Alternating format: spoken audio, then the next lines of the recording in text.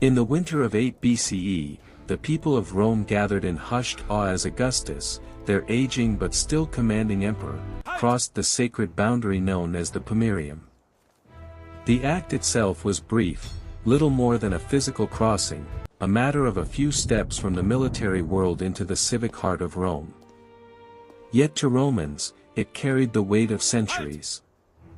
The Pomerium was not simply a line etched into the earth, it was a spiritual border, a cordon drawn by augury in Rome's mythic past. To cross it was to perform a ritual, to remind the city that its emperor straddled two worlds, the imperator in the field and the first citizen in the Senate. Augustus played his role with precision. He appeared reluctant, almost burdened, as he accepted the renewal of his proconsular imperium, an extension of powers that made him master of Rome's armies. It was theater as much as politics, the well-worn act of a man who claimed power only because Rome demanded it. Yet behind the measured gestures and solemn vows, Augustus carried a private grief. Just months earlier, his stepson Drusus had died, leaving the emperor hollow. At 60, he had outlived many of the companions of his youth, the soldiers and statesmen who had carried him from the chaos of civil wars to the throne of empire. The crowd could not see his thoughts, but in his eyes lingered weariness. The Roman world admired Augustus' longevity, it was itself considered proof of divine favor, but that gift came sharpened with loss. Sons, allies, even friends had gone before him. The circle of trust narrowed with each passing year, leaving the emperor increasingly isolated in a palace filled with memory.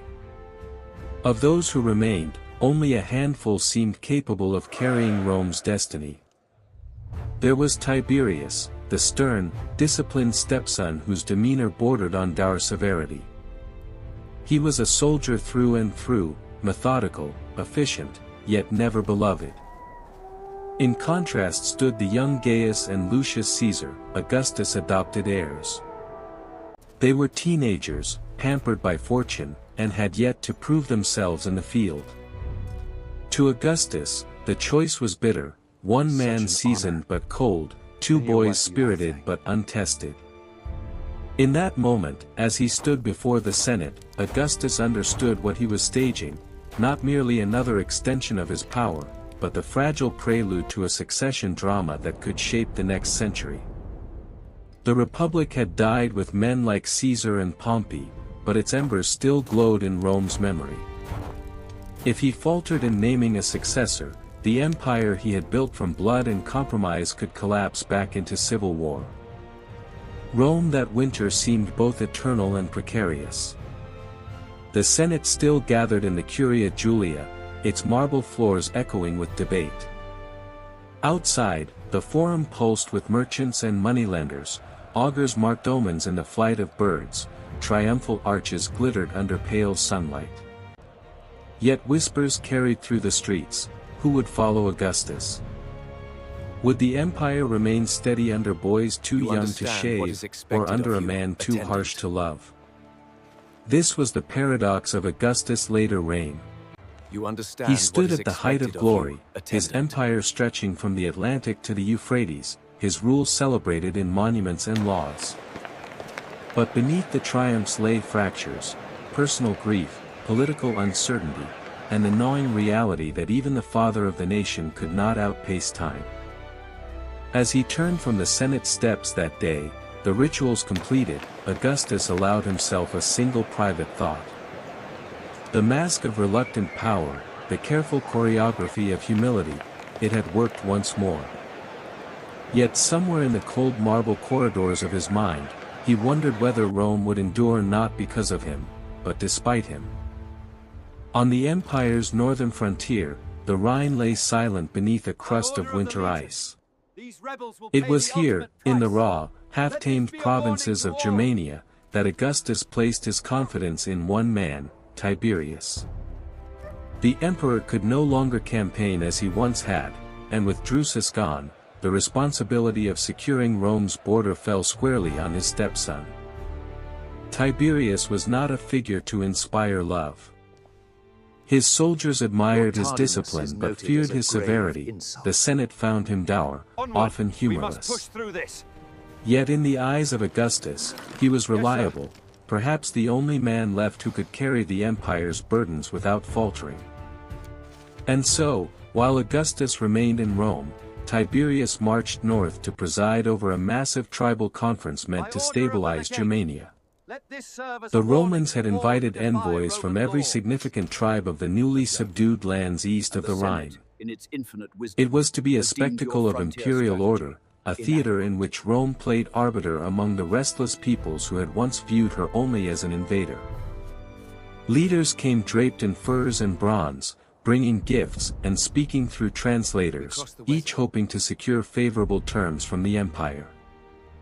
For most, it was an uneasy peace, but still peace. There was one exception, the Sicambri. Fierce, independent, and proud, they had resisted Rome more than once. Their envoys were expected at the gathering, but they arrived late. In a Roman world that prized discipline and punctuality as markers of civilization itself, this delay was an insult. To Augustus, it was more than disrespect, it was a challenge to Roman authority. The emperor's temper, already thinned by grief, snapped. No elder statesmen were left to temper his anger. Maecenas and Agrippa were gone, and Augustus no longer had a trusted republican ally to whisper counsel. In the Senate chamber, fury flared. The Sicambri envoys were clapped in chains, their hostages executed. In one stroke, diplomacy gave way to war. The duty of carrying out Augustus will fell, inevitably, to Tiberius. He led the legions across the Weser in a deliberate, punishing march. The Sicambri, caught between outrage and fear, fought but could not resist the machine of Roman war. Their king, Melo, was captured, and their warriors scattered. Yet here, Tiberius displayed not only steel but calculation.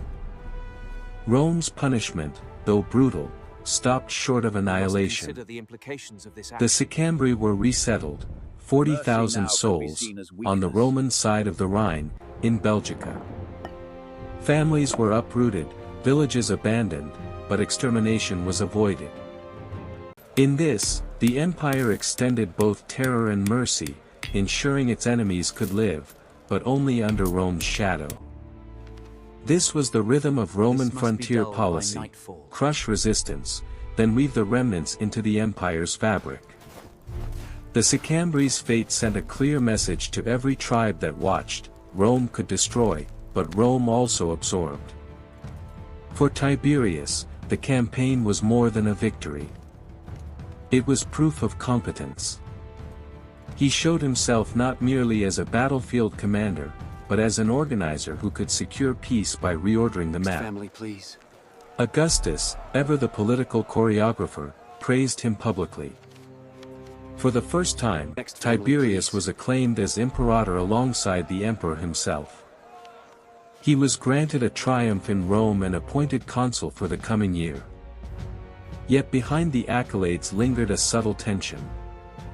Augustus had raised Tiberius high, but he had also set him alongside the young Gaius and Lucius Caesar, whose names already glittered in monuments and ceremonies.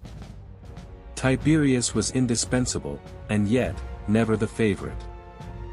In the theater of succession, his victories on the Rhine were both his strength and his curse, proof he could carry Rome's burdens, but also a reminder to Augustus that the dynasty's future lay in boys who had not yet marched a day in snow or mud. The Rhine lay quiet for now. The Sicambri were broken, the legions wintered, and the frontier seemed secure. But as the torches burned low in Augustus' marble halls, he knew the peace was fragile. Germania was never tamed, only delayed. And for Tiberius, triumph was always shadowed by the knowledge that he was trusted, but not beloved. Victory on the Rhine was one thing, holding it was another. Rome's empire had grown not merely by winning battles but by learning to stay, to settle, to weave itself into the soil of foreign lands. After his campaign against the Sicambri, Tiberius turned from conquest to consolidation. His first decision was pragmatic, even unglamorous: abandon Oberayden. That forward base, built deep in German territory, had symbolized Rome's daring under Drusus. But it was costly to supply, exposed to ambush, and dangerously dependent on fragile lines stretching across rivers and forests. Tiberius saw what Augustus had always known, that Rome's strength lay not in reckless expansion, but in logistics. He shifted the forward hub to Haltern, closer to the Rhine. From here, grain ships and wagon convoys could reach the legions quickly, and reinforcements could be dispatched without delay. The soldiers felt the difference. Haltern was no mere camp of canvas and timber, it became a permanent base, with stone granaries, a principia for administration, workshops for smiths and carpenters. Here was the blueprint of Rome's long presence: wherever the legions camped, a miniature Rome rose around them. This was how empire endured. Roads were cut through forest, rivers bridged, storehouses filled. Frontier security was not only a matter of spears and shields but of flour, fodder, and coin. Tiberius excelled at this kind of organization, the unseen victories of supply and structure. He was not a general of dashing charisma, but of methodical certainty. Soldiers might not have cheered his name with affection, but they obeyed it with trust. Back in Rome, Augustus marked the moment with ceremony. Tiberius was honored, lauded as imperator, and granted a triumph. To the people of the city, such events blurred the line between reality and theater. They saw a stepson who had delivered peace, paraded with laurels and incense, hailed as the man who kept the northern frontier secure.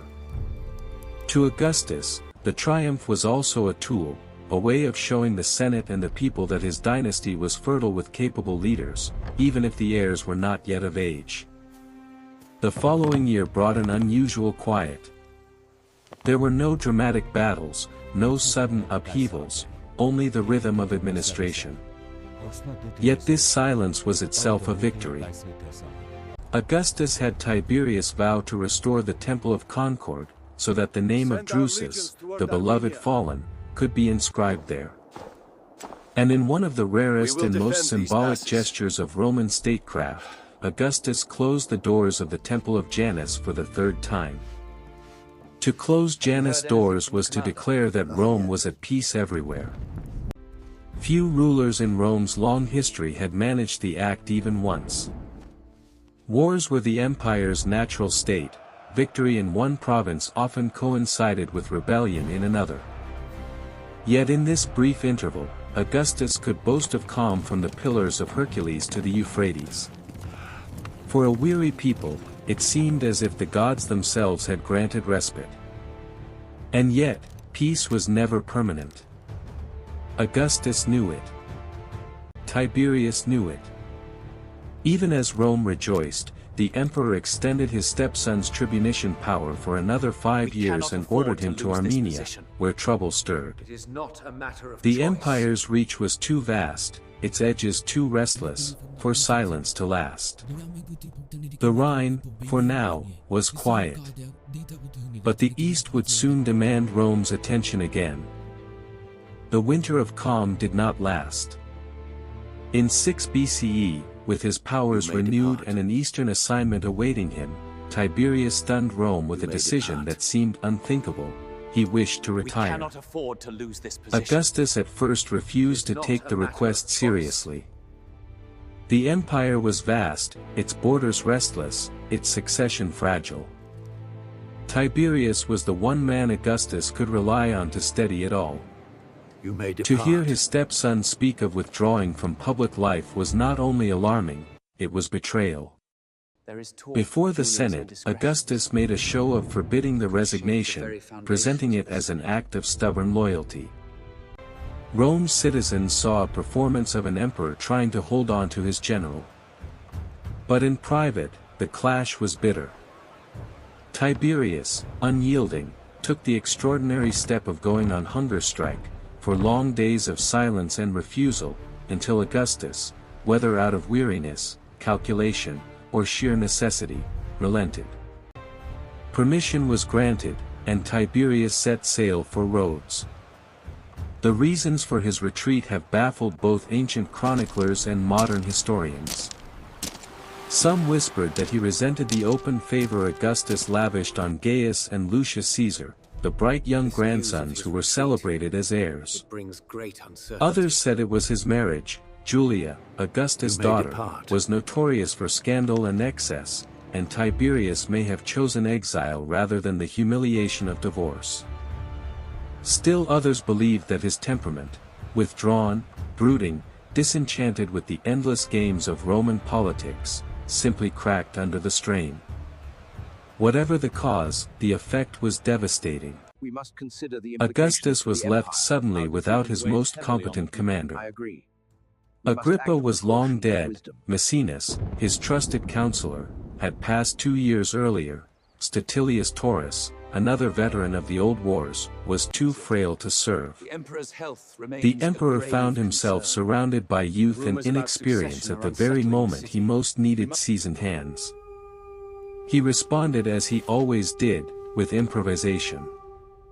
To fill the ranks of generals and administrators, Augustus shortened the consulship, rotating men through the office more quickly so that a wider pool of candidates could gain experience as legati. But quantity did not equal quality. The empire's frontiers required steady leadership, and the emperor was forced to gamble on the competence of men who had barely begun their careers. In the absence of Tiberius, the burden shifted toward Augustus' adopted sons. Gaius and Lucius, still boys in their mid-teens, became the empire's symbols of hope. Augustus presented them to the people in ceremonies and inscriptions, casting them as the bright promise of Rome's future. Yet the contrast with Tiberius was stark. Where he had marched through snow and mud, they had grown up in palaces. Where he was methodical and stern, they were lively, pampered, and untested. In Rome's taverns and markets, whispers multiplied. Could Augustus' line survive on boys who had never commanded an army? Could the empire endure if its most capable general chose self-exile? Augustus, despite his mastery of appearances, must have felt the sting of isolation. Power had never seemed heavier, and the circle of those he could truly trust had dwindled almost to nothing. And so the empire carried on, its emperor aging, its heirs too young, its one proven commander watching the world from a villa on Rhodes. The stage was set for years of uncertainty, years in which fortune, not planning, would decide the fate of Rome. If Tiberius had withdrawn from the stage, Augustus wasted no time filling the void with spectacle. Rome could not be left to wonder who would inherit the mantle of empire. And so, in carefully choreographed ceremonies, the emperor unveiled his grandsons, Gaius and Lucius Caesar, as the shining heirs of the Julio-Claudian house. In 5 BCE, the elder boy, Gaius, reached 15, the threshold of Roman manhood. On that day, he exchanged the striped toga of youth for the toga virilis, pure white and edged with dignity. The ceremony was more than personal, it was political theater.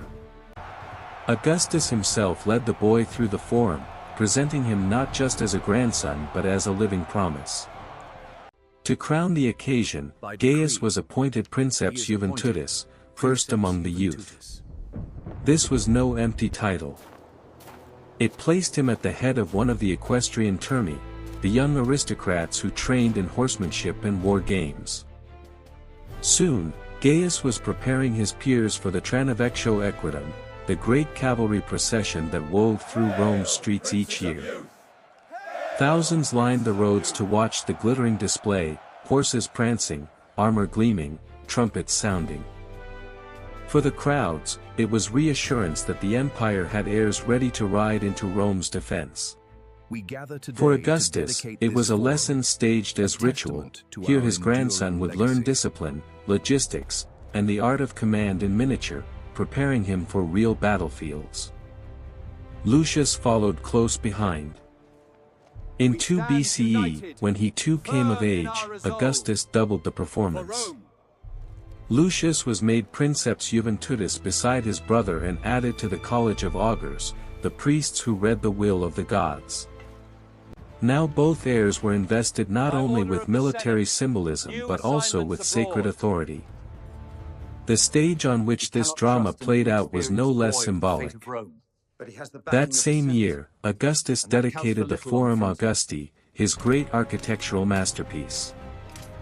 Its colonnades were lined with marble statues of Rome's legendary heroes, from Aeneas carrying his father from burning Troy to Romulus with his spolia opima.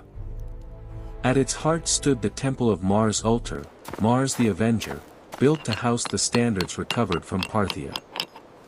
To walk through its porticos was to walk through the story of Rome, retold as a genealogy that culminated in Augustus himself.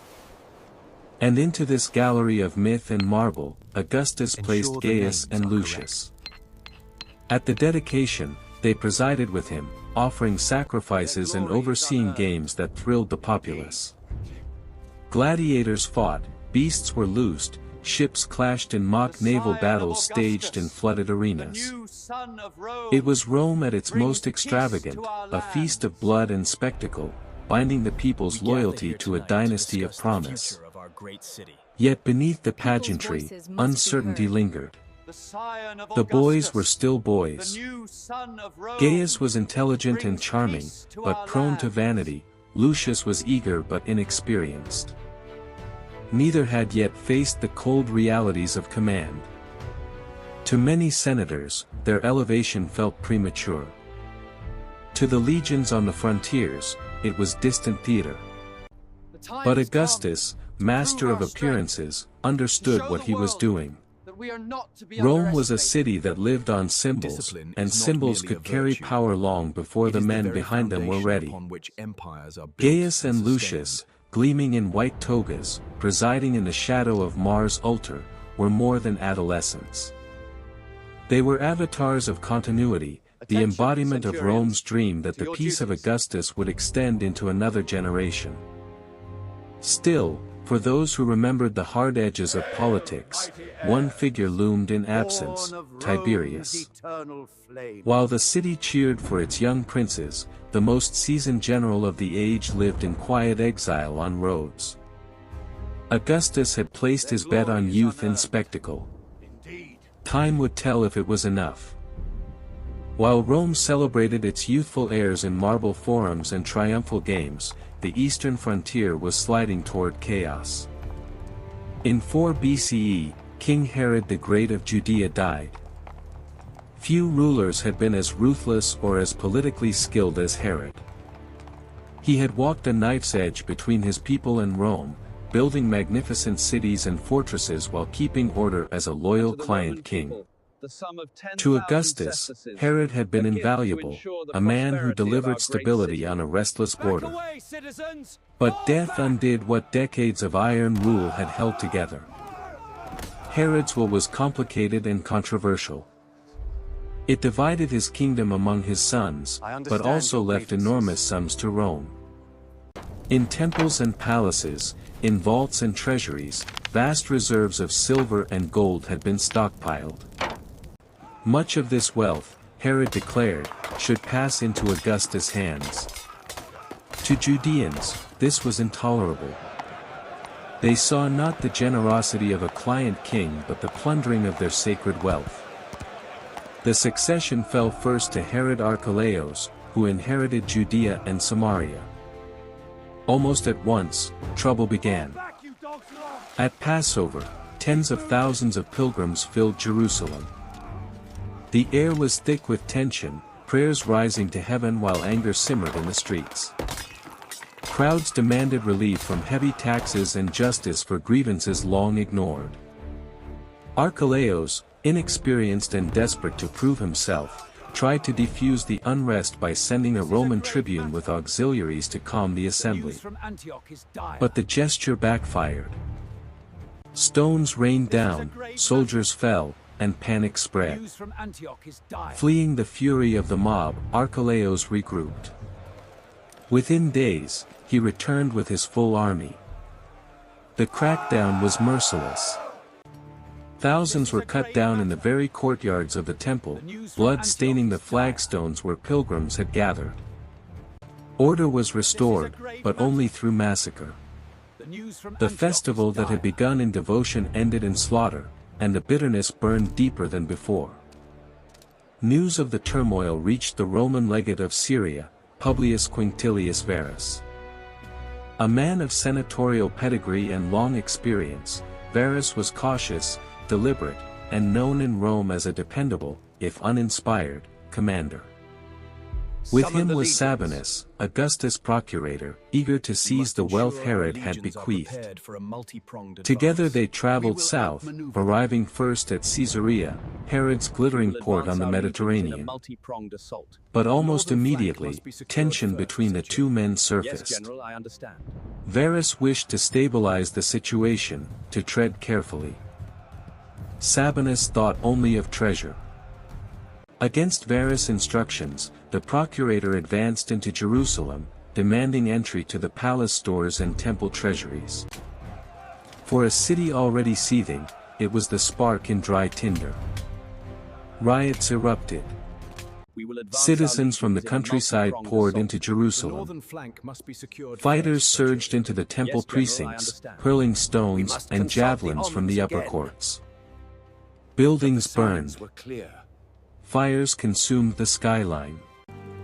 Roman soldiers and Herodian loyalists found themselves trapped, surrounded by a furious populace who believed the holy places of their city were under siege. From high towers, Sabinus' men rained death on the crowds, but they were hopelessly outmatched.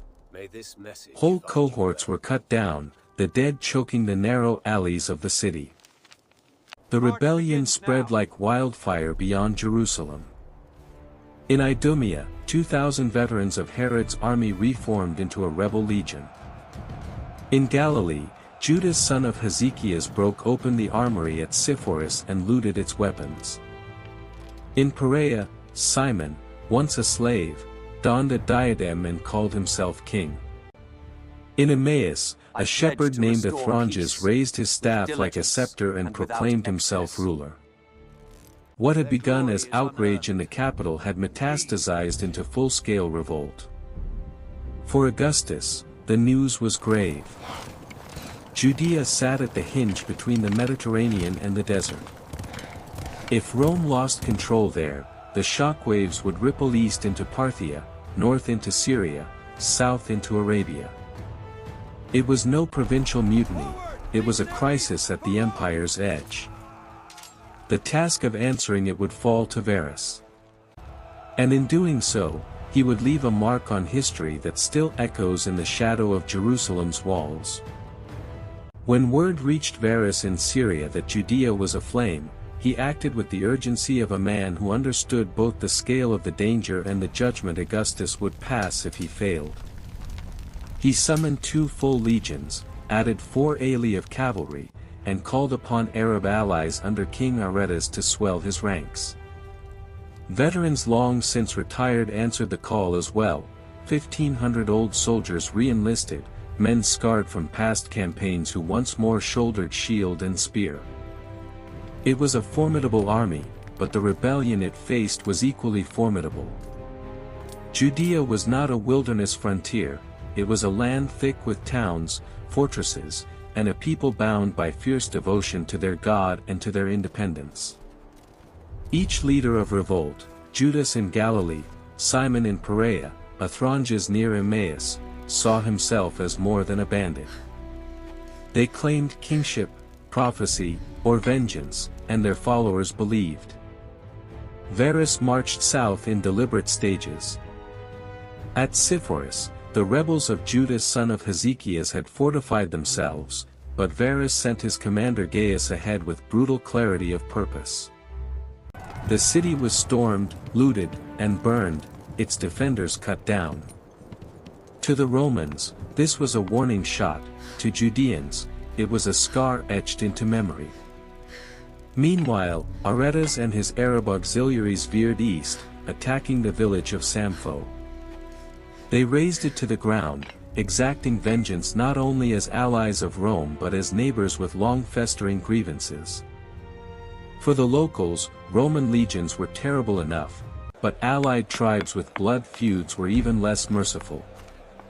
Varus pressed toward Emmaus, where a Thronges uprising held sway. The would-be king, once a shepherd, ordered the town itself set ablaze rather than surrender. Flames rose as refugees fled into the countryside. Roman standards advanced through smoke and ruin, leaving Emmaus a smoldering husk. From there, Varus turned toward Jerusalem. By the time his army reached the city, the rebellion inside had faltered. The sheer weight of Roman advance, columns of iron marching across the land, had broken the will of many insurgents. Crowds melted into the hills, their leaders slipping away into mountains and caves. The siege that threatened to consume Jerusalem dissolved at the sight of Varus' legions. The punishment, however, was merciless.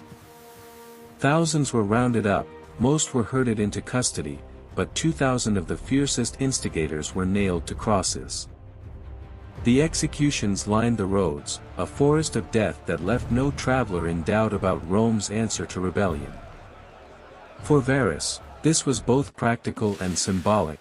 Crucifixion was not only punishment, it was theater. Every passerby saw the empire's power written in agony against the sky. And yet, Varus showed restraint in ways that reveal the complexity of Roman rule.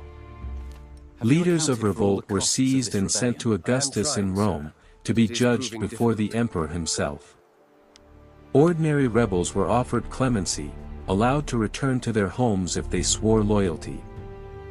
Even Archelaus, whose initial missteps had helped ignite the fire, was spared removal, for now. Augustus, when he reviewed the prisoners, would likewise temper justice with mercy, choosing not to exterminate Herod's bloodline nor to devastate Judea further. The immediate rebellion was quelled. Cities lay in ashes, thousands dead or enslaved, crosses blackening the horizon. But beneath the surface, bitterness endured. Each execution planted seeds of memory, each raised town-hardened resentment. Judea was quiet, but it was the silence of wounds still bleeding. Varus returned to Antioch with his legions, leaving behind a province pacified by terror yet simmering with grievance. In the streets of Jerusalem, whispers persisted, whispers that Rome's grip was not the peace of justice, but the peace of iron.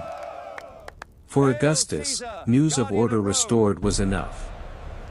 The eastern provinces could exhale, and the empire could turn its gaze back to triumphs and celebrations in the capital. But the shadow of Judea lingered, a reminder that even the most loyal of client kingdoms could unravel overnight. The smoke of Judea had barely cleared when Rome turned its eyes back to Augustus, not as a warlord, but as a father.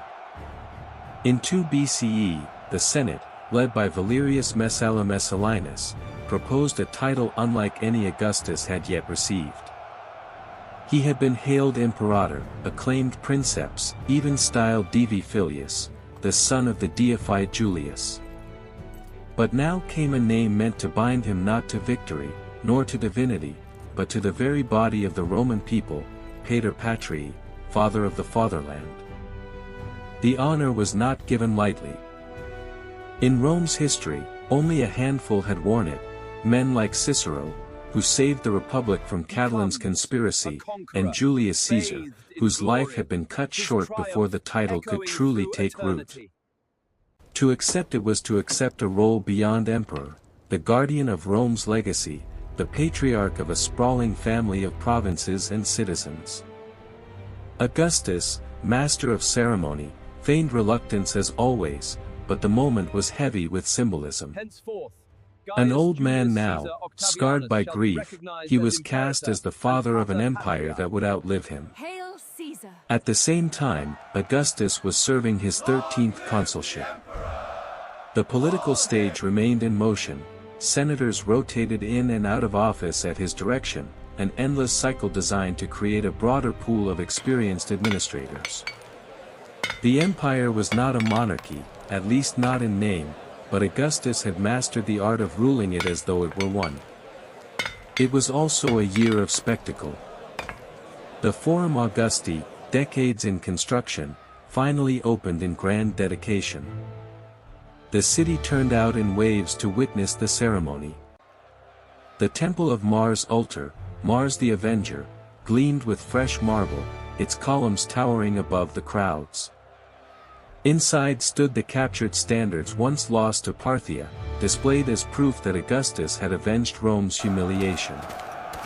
Around the square, statues of Rome's greatest heroes gazed down, their marble lips silent but their presence unmistakable: Aeneas, Romulus, the kings, the consuls, the conquerors. All of them now framed Augustus as their culmination. The dedication was not solemn alone, it was accompanied by games of unprecedented scale. In the Circus Flaminius, gladiators clashed in the sand, lions and leopards brought from Africa leapt at hunters, and the air shook with cheers. Even more astonishing, a basin was flooded for a naumachia, a mock naval battle where ships collided and soldiers fought knee-deep in water, all for the delight of Rome's people. Orders. For Augustus, such spectacles were not mere entertainment, they were a language. In every beast hunt, every clash of gladiators, the empire performed its own story: Rome, victorious, ordered, eternal. But amid the grandeur, eyes turned again to the young heirs. Lucius, now of age, was appointed augur and joined his brother as princeps juventudis. Together they organized the Lusus Troii, the ritual equestrian games in which aristocratic youths displayed their horsemanship before the city. Clad in gleaming armor, riding in elaborate maneuvers, they were symbols of a future Rome marching proudly into new generations. For Gaius, the year was especially momentous. He was dispatched to the Danube, expected to learn the craft of command and harden his promise in the field. Crowds gathered to see him off, Augustus himself presiding over the farewell. To the people, it was the next act in the dynasty's play, the heir leaving Rome as a boy prince and returning as a seasoned general. Yet reality did not match the script. Ancient historians, Cassius Dio among them, noted that Gaius learned little more than how to delegate responsibility. He possessed charm, yes, and the aura of Augustus' favor, but the grit of leadership, the instinct that Drusus had shown, that Tiberius embodied, seemed absent. Officers muttered that he enjoyed the prestige of command without shouldering its weight. For Augustus, this was troubling. The empire's eastern frontier simmered, Parthia restless, Armenia volatile. Rome did not need a figurehead, it needed a commander who could inspire men, endure hardship, and outthink enemies. As torches flickered in the marble courtyards of the Forum Augusti, Augustus must have wondered whether symbols alone were enough. The people adored Gaius and Lucius, the Senate flattered them, and poets praised them. But marble and ceremony could not march an army through snow, nor hold a frontier against Parthian horsemen. The emperor's gamble was clear: he had placed Rome's future on the shoulders of youth, gilded them in glory, and prayed that time would turn promise into strength. For now, the empire celebrated. But in the shadows of Armenia, events were stirring that would soon put Gaius to the test, and reveal just how thin the line was between image and reality. The Danube was hardly cold beneath Gaius' feet when new trouble flared in the east. Armenia, the perennial pawn between Rome and Parthia, had once again slipped into chaos. The Armenian king Tigranes III died, and in his place the Parthians thrust forward a puppet claimant, Tigranes IV. To Augustus, this was not merely a dynastic squabble. Armenia was the hinge of the East, a buffer state whose loyalty could tilt the balance of power between two empires. If Parthia held it, Rome's eastern defenses would be exposed. Augustus, too old now to ride at the head of legions, needed a representative who would project Roman prestige. The Senate decreed that Gaius, barely 20, would bear the burden. Yes, Commander. I will ensure In a dazzling leap of status, he was granted proconsular imperium, a power usually reserved for seasoned generals, and styled Praepositus Orienti, commander of the East. He was also named consul designate for the coming year, though years under the age limit. I tell you, it was clear, Augustus was gambling heavily on his grandson's promise.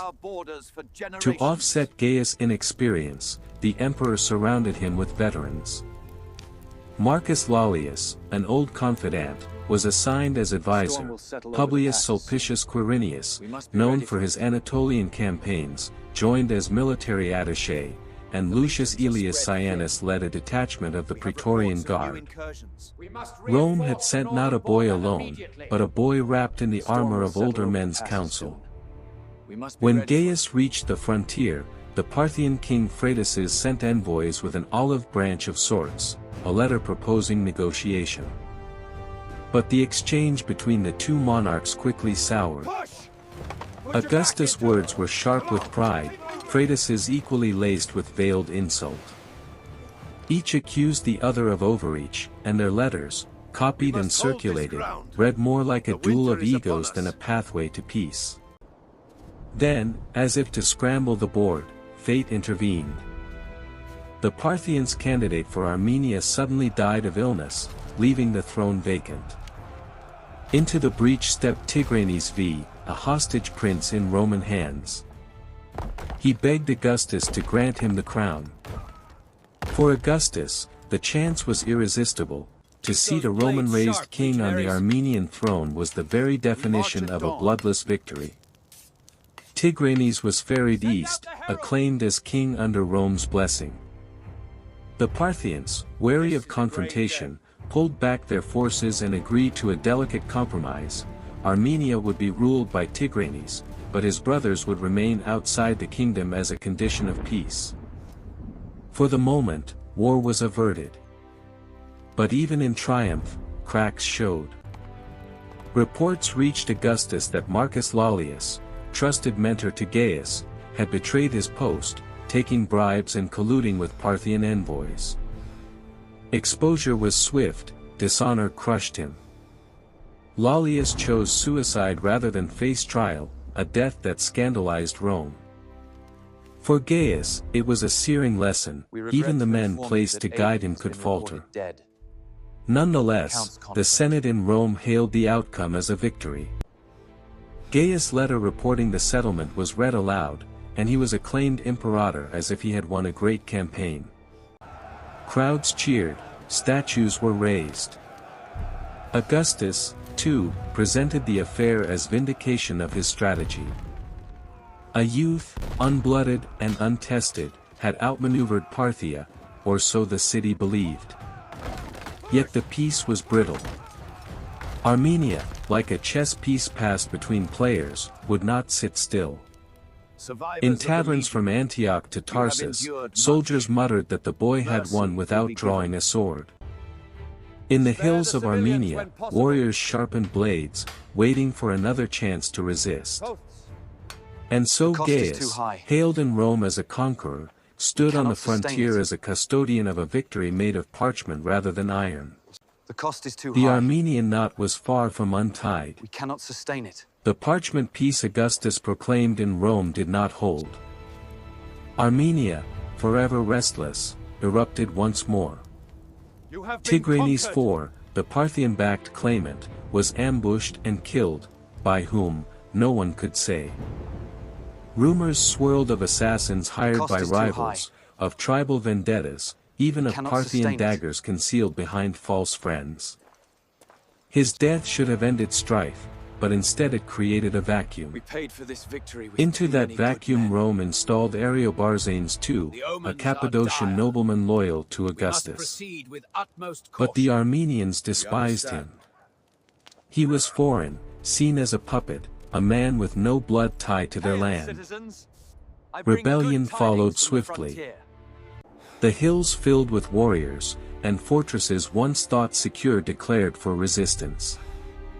At the heart of this revolt stood Artagira, a mountain city whose stone walls clung to crags like the claws of an eagle. Its commander, sources name him variously as Adon, Dons, or perhaps both, was cunning and proud. Whether he fought for Armenia's old dynasty, for Parthia, or simply for his own honor, no one knew. What mattered was that he would not yield. In the winter of 2 CE, Gaius led the Roman legions to besiege Artagira. For a boy once cheered in marble forums, it was his first true test under fire. Tell us everything you know. The march itself was grueling, snow-laden passes, icy rivers, supplies dragged by oxen through treacherous roads. Soldiers muttered that the young prince had never endured such hardship. I want to know what's behind that ridge. Yet Gaius pressed on, determined to prove he was more than ceremony. The siege was brutal. Roman engineers raised earthen ramps, hauled siege towers against the walls, and hurled stones with catapults that shook the mountain air.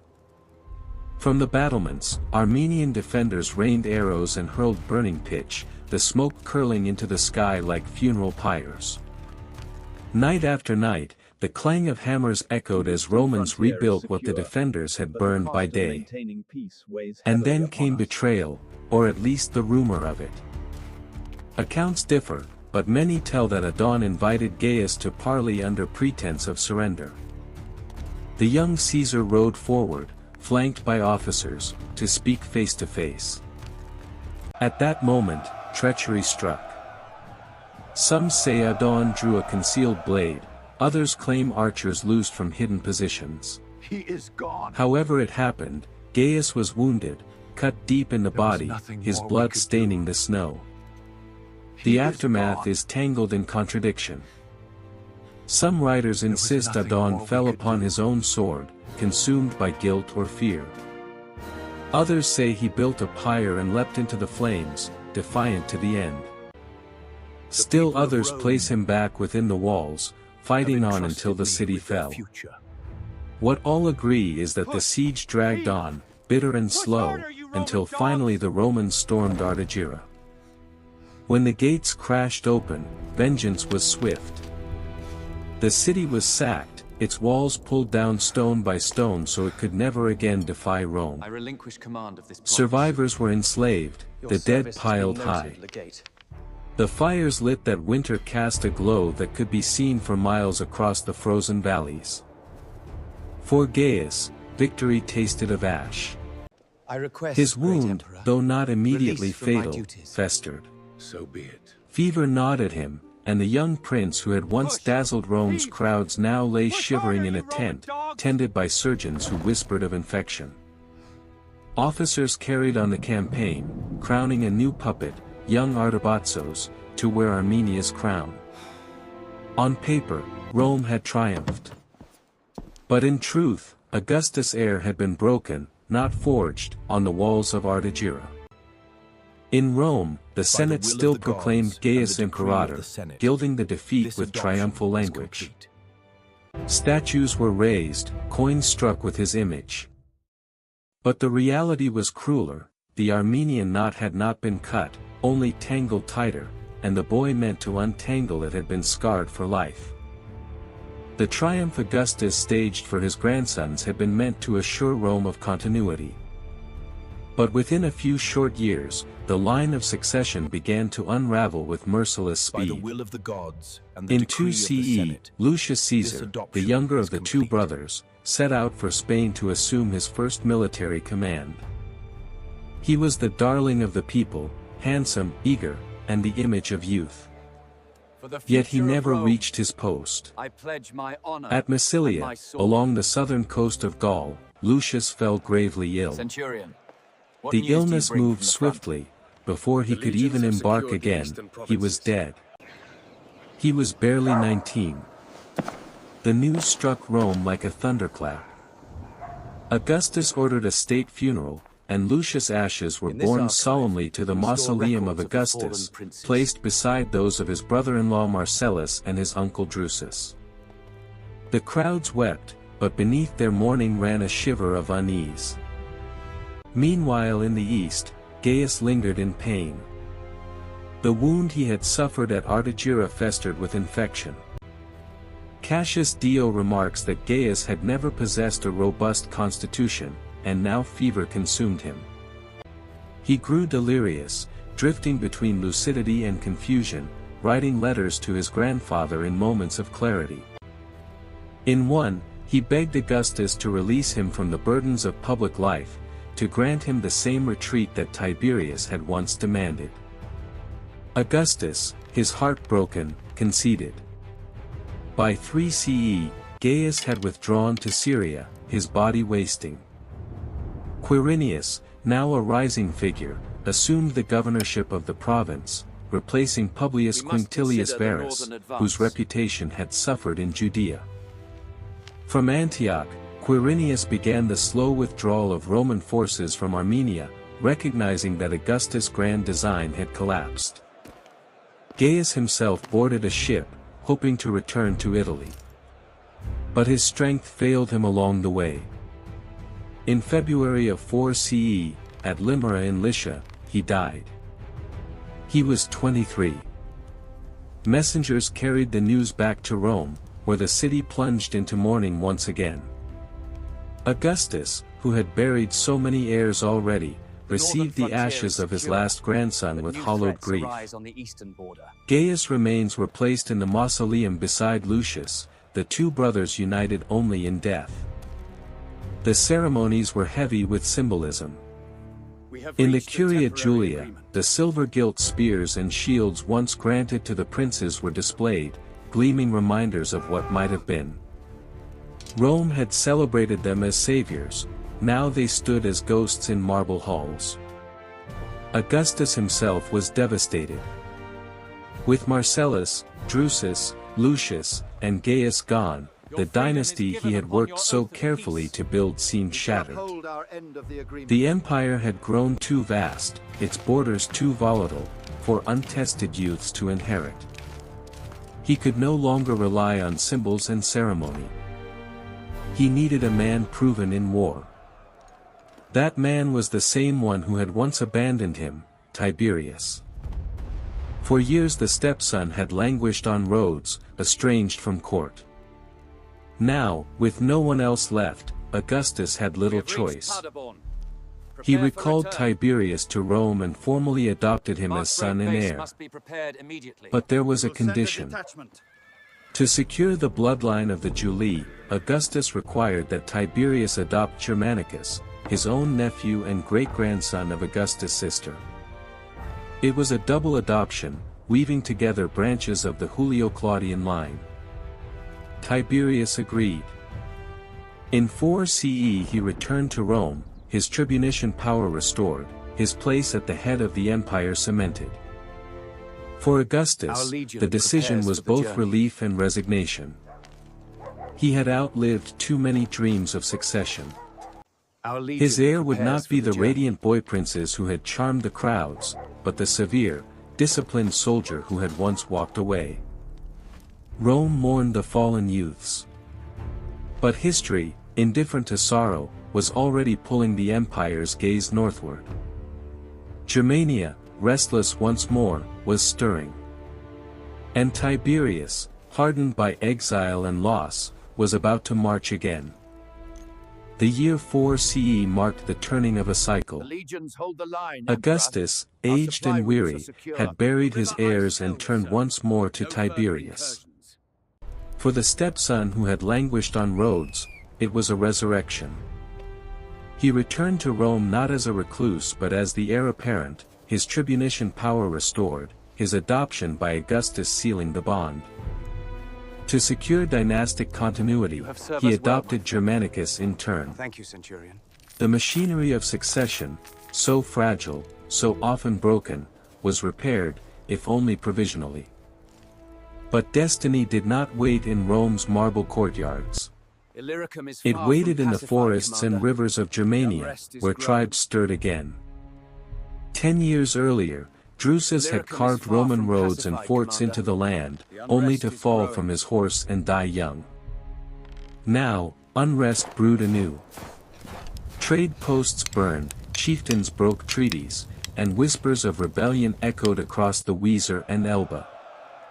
Augustus Tread needed a carefully, commander who could for the impose weight of order. Rome rests upon He our sent shoulders. Tiberius north. The reception was telling.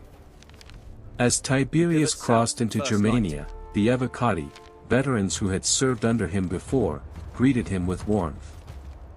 These men remembered his methodical campaigns, his fairness in discipline, his steady hand. Unlike the people of Rome, they did not need charisma, they valued competence. For them, Tiberius' return was not the arrival of a showman but of a commander who understood the soldier's life. What followed was one of the most aggressive campaigns Rome had ever waged beyond the Rhine.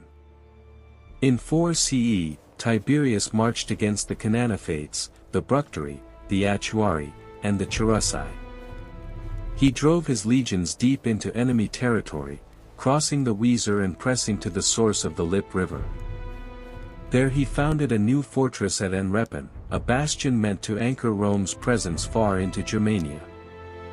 The campaign did not pause for winter. Even in the bitter cold, Tiberius pressed forward, perhaps reaching as far as modern Paderborn before turning back. Roman legionaries, wrapped in heavy cloaks, trudged through snow, hauling siege engines and baggage trains. They cut timber for bridges, erected watchtowers, and fortified their camps with the same precision that had carried Rome from the Tiber to the Euphrates. Germania was no longer treated as a borderland to raid, it was being reshaped as a province. The following year, 5 CE, was even more ambitious. Tiberius crossed the Elbe, a feat Drusus had never achieved. He subdued the Chauci along the North Sea coast, then turned against the Langobardi, the Semnones, and the Hermunduri, each falling in turn. Every tribe forced to submit, every treaty signed under the shadow of Roman standards, brought the illusion that Germania was being bent to empire. At Marktbreit, far to the east, a massive base was prepared. Another rose at Carnuntum along the Danube, staging grounds for future thrusts deeper into the continent. The vision was clear: Rome would push beyond the Elbe, would pacify the Marcomanni in the lands we now call Bohemia, and would turn the whole German plain into a province of stone roads, markets, and tax collectors. For Augustus, these victories were vindication. After years of grief, betrayal, and fragile succession, the empire seemed to be moving forward again. Tiberius, the reluctant heir, was proving himself not just as a placeholder but as the very model of Roman resilience, disciplined, relentless, efficient. And yet, even as Germania burned with Roman forts and the eagles of the legions glinted against forest skies, danger was stirring elsewhere. To the south, in Illyricum and Dalmatia, unrest boiled. Tax collectors had overreached, governors had grown greedy, and resentment was coalescing into something far greater than mere banditry. By 6 CE, it would ignite into the greatest provincial uprising Rome had faced since Hannibal's wars, the Great Illyrian Revolt. The empire, stretched across frontiers from the Atlantic to the Euphrates, would soon face its sternest test. And Tiberius, the man Augustus had once allowed to slip away, would stand at the center of it.